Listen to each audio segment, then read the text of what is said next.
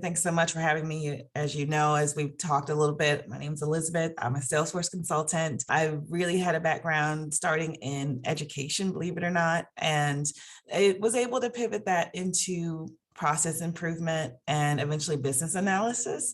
And, through the frustrations I gained through being a user in the workplace, being an employee, I found, very early on that I always had suggestions for ways to improve applications or systems and processes, and really decided to take that and apply that towards Salesforce. So I'm now stepping into a new role as a Salesforce consultant with Deloitte, and I am overjoyed and thrilled. Congratulations. That's amazing. Did you go through the Deloitte SCS program by chance? Well, yes and no. So I had started going through the program. Again, the evening sessions were pretty helpful in learning about Deloitte and about their process. Unbeknownst to me, my mentor had already been speaking my name to a Deloitte recruiter, and I ended up going and coming into Deloitte that way before the program completed. So that actually really worked out in my favor. So how did you find a mentor? Well, LinkedIn, actually. So sometimes, when you connect with folks on LinkedIn, especially the people that you see that they're where you want to go, you really just kind of are able to make connections and really start talking with people. And my mentor, Alvin, I met him 2 or so years ago on LinkedIn, but for change management. So at the time, again, I'm very particular about transformation, and a lot of that means with new projects and technology, you really got to be focused on the people side of change. And a lot of times that's ignored. So while I was learning more about change management and getting certified, I had made a number of connections, and Alvin was one of them. And we really just over time, every, few months, kept in touch. And next thing I know, like I said, whenever there was a job opportunity or other things that he saw, he would always send them my way, always talk me up. And this time, like I said, it just really panned out, and very quickly at that. That is amazing. I keep trying to tell people how networking is so important. And like I got my job through a LinkedIn post that I didn't even apply for. You got yours through your mentor helping you. It's such a big part of it. And LinkedIn makes it so much easier. I can't imagine how it was back in the day when you actually had to go to events and be social. I'm an introvert, so I'm very grateful for LinkedIn because that sounds like my nightmare. I actually thrive on that. I'm an introvert. And so, I think about 2 years ago, that was kind of one of my premises where I was newer here in Dallas. I've been here 3 years now. And I said, I'm going to try to make it out to at least 2 networking events a month. And it gave me a chance to not only meet people, make connections, but kind of explore the area a little bit more. So it was a win-win. And on top of that, who doesn't enjoy a good food or drink? So I got the chance to really see what restaurants I liked and really just kind of go from there. So it was a fun challenge. Again, that was a pre-COVID. So that, like I said, that was a once in a, I don't want to say lifetime opportunity, but it was pretty cool. Oh, how did you find these events? Oh, great question. So using Facebook, LinkedIn a little bit, and meetup.com. So there's like I said, when you just kind of start searching, you'd be surprised what you come upon. And meetup.com is a newer one for me. And if I can share a quick story, I actually helped someone else get a position recently over the Thanksgiving break. So I had decided I looked up meetup.com because a friend told me about it. And I started looking, I said, well, let me see if there's any local Salesforce groups. And there was, and they were meeting at a restaurant I've been to a couple times before that was close by. So I said, okay, Thursday night, why not? And there was over 40 people there, which, was a really good size number. And I got a chance to mix and mingle and talk with some folks. And the leader of the group, I had the opportunity to kind of talk with him. And of course, with networking events, I got to, everybody loves, kind of connecting on LinkedIn at that time.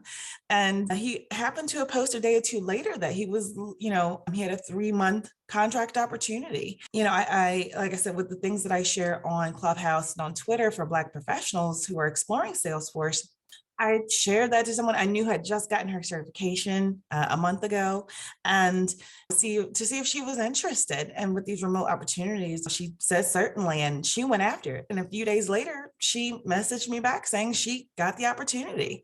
And I just was amazed at how quickly things had transpired and how grateful I was that I was able to help be a part of that and make that connection.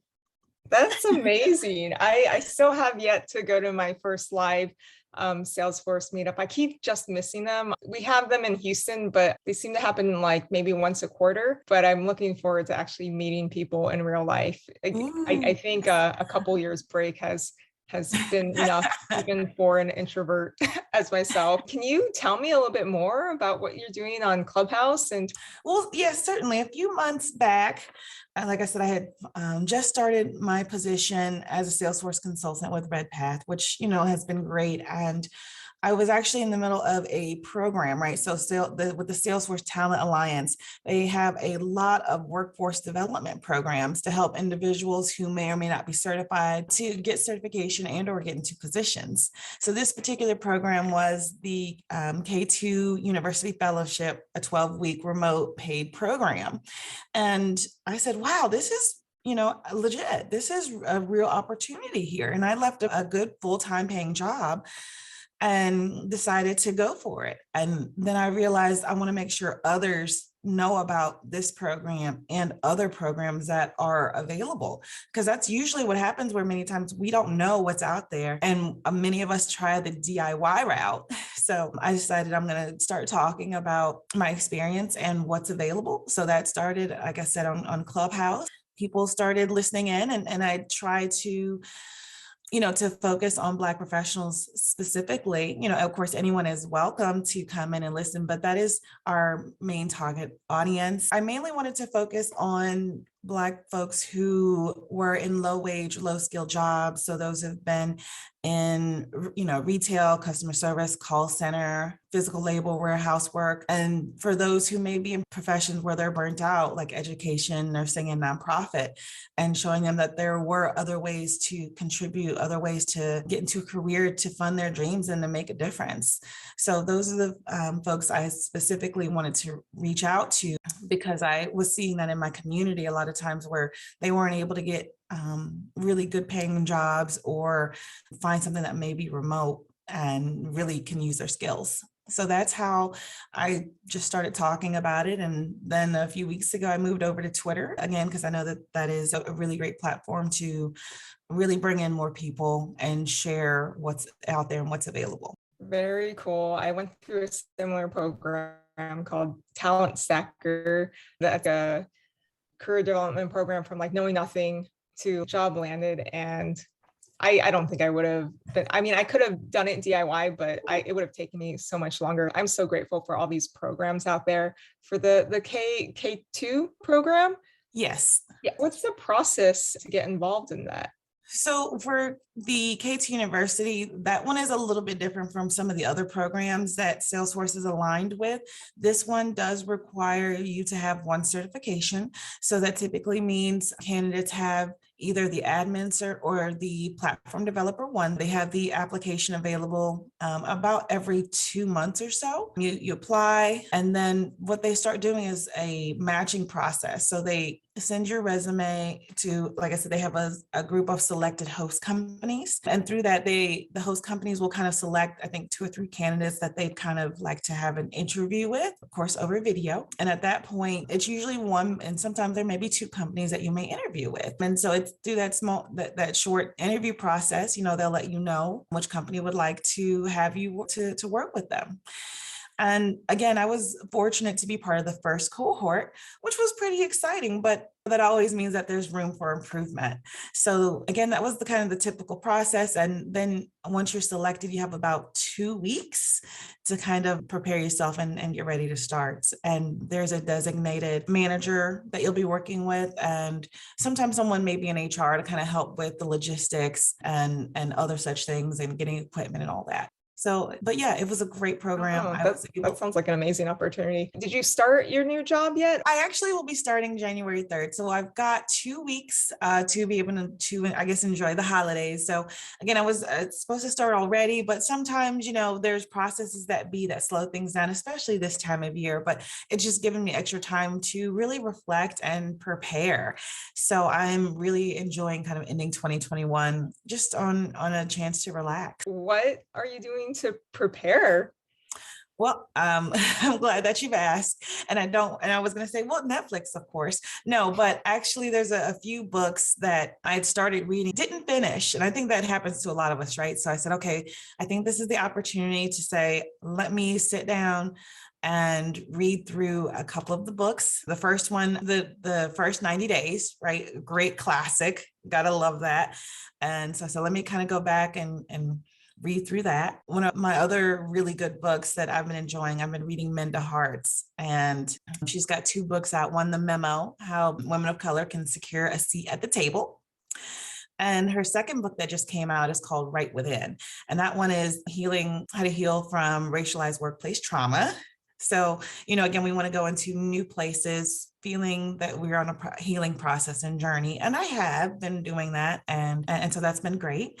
And then I'm trying to think if there's another one. Oh, of course, there's always How to Win Friends and Influence People. Isn't that Stephen Carnegie, I want to say? Dale, Dale Carnegie. Dale Carnegie, excuse me. Yes. And so thank you. So again, some classic books there. And so just kind of reviewing through them, which are absolutely amazing. And one last one that I cannot forget is Leaders Eat Last.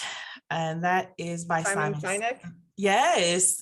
So again, that's my favorite, believe it or not. I gleaned so much from that one book and recommend it to anyone who will listen. So those are kind of some of the ways I was like, let me kind of brush up and prepare. And for me, that is going to be kind of reading through those books. You only have like 2 weeks, right? That's a lot of books to get through. Well, I'm going to kind of skim through. I've kind of highlight and make marks, right? I have a physical bookshelf. So it's not where I have to read page by page. It was kind of going back to some of the really good parts to maybe focus in on. So again, I have read most of them. And when I say most, I mean maybe 60-75% of the book. So it's really good refreshers at this point and maybe just kind of getting to the end. Okay. I have a couple I recommend. One, it's a short one. It's called Eat That Frog. It's a short, quick read, but there's 21 efficiency steps in there. And a lot of people have been talking about this book, and I read through it pretty fast. Atomic Habits by James Clear. It's a really easy read. Like, this guy's writing style is perfect. It just, you want to like get through it fast because it just goes so smoothly. And at the end, he'll have summaries and action items, but he does an amazing job. I can't wait for him to write another book. I think this is the only one he's written, but I wish everyone would write in that style for nonfiction, at least. Yeah.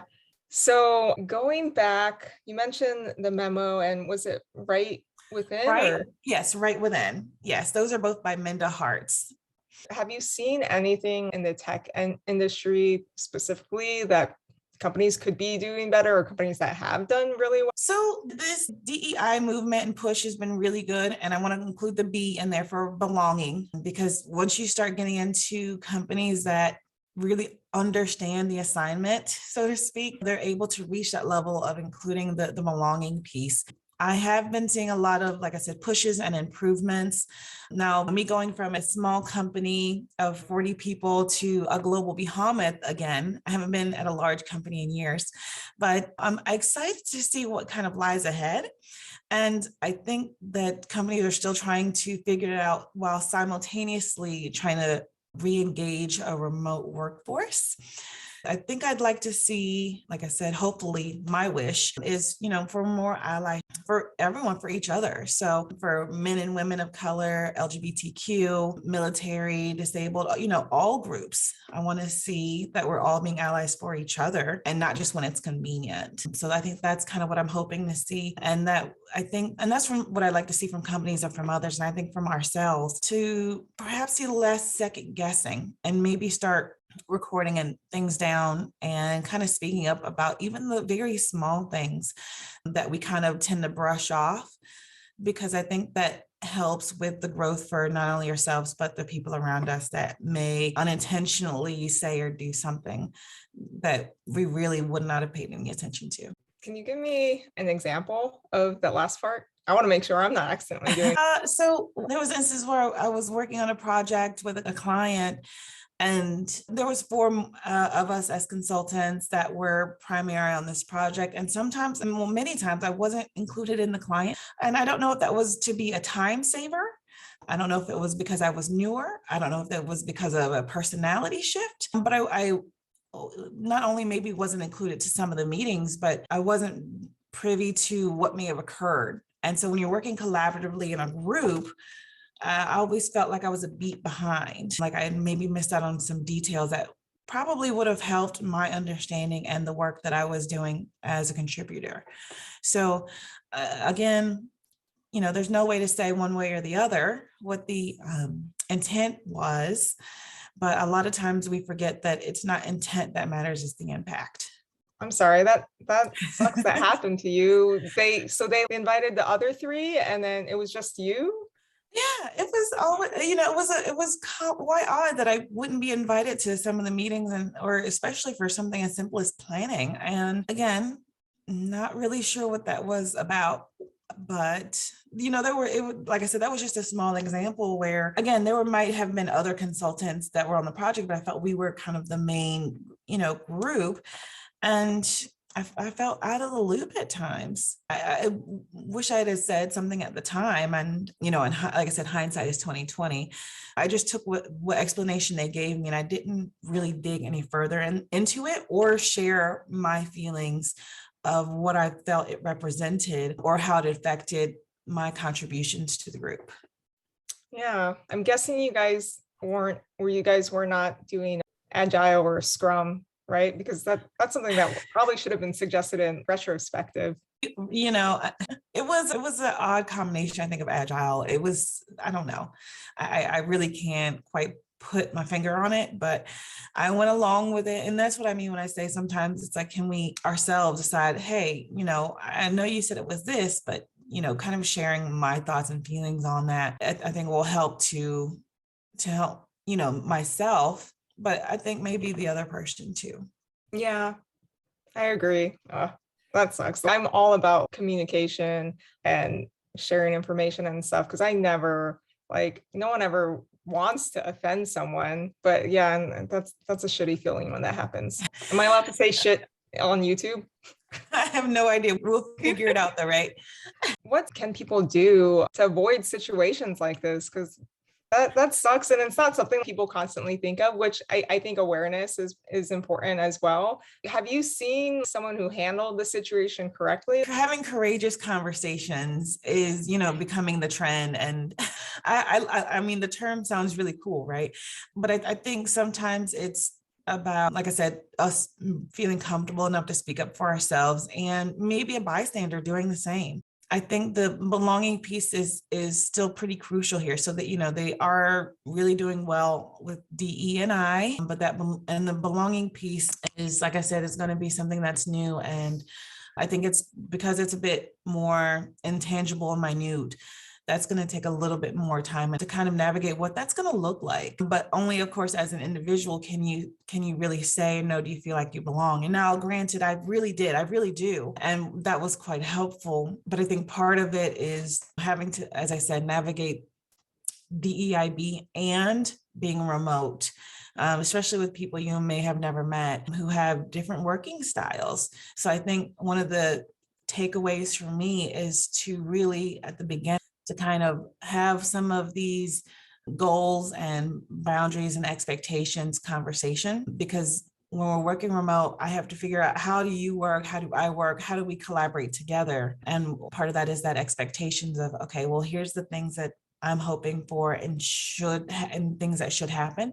And I'm hoping to get that from the other person too, so that we can really be a bit more aligned. And then that way, whenever an incident may occur, we can refer back to that or say, hey, maybe we need to make some adjustments to what we originally discussed and talked about. So I think that provides us an opening to have continuous conversations as things may happen, on a day-to-day basis. I love that term, courageous conversations. We both got it from Emma BF. I don't know if I've never heard it from anyone else. So I'm just gonna say she coined that term, courageous conversations. But for those who don't know, Emma BF has this amazing Rise Up program for women in tech. And one of the weekly sessions is on courageous conversations, which before I took that, I avoid conflict a lot, which is pretty bad as my role as a business analyst. I do have to stay firm sometimes, but I do not enjoy those conversations and get very stressed out. But after going through Emma's program and having kind of like a guide on how to prepare, like how to phrase and order your thoughts and stuff, it definitely helped me.